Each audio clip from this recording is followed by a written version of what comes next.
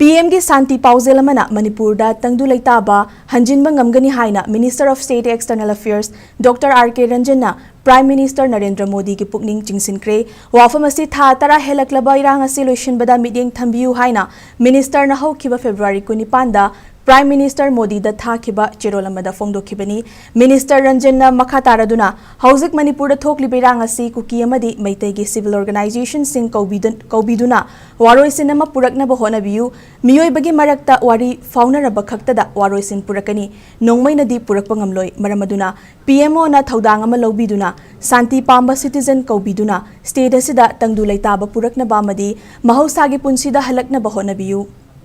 PM की शांति की पाउजेल अमना कांगलुप अनि की नुसी चानबा हंजिनबा ngamgani haike Indo Myanmar border से किलोमीटर 1494 सांगना स्टेट मरीगा ताइनरी मिनिस्ट्री ऑफ होम अफेयर्स ना हाइब्रिड फेंसिंग खानबा लौरकपा खोंगथांग FMR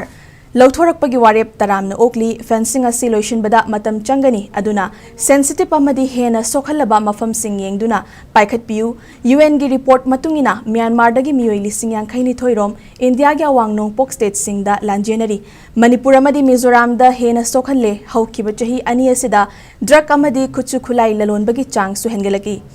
जनरल इलेक्शन ममांग दा CAA चेटनगनी अमदी NRC की बेस ईयर लिसिंग अमा चमापन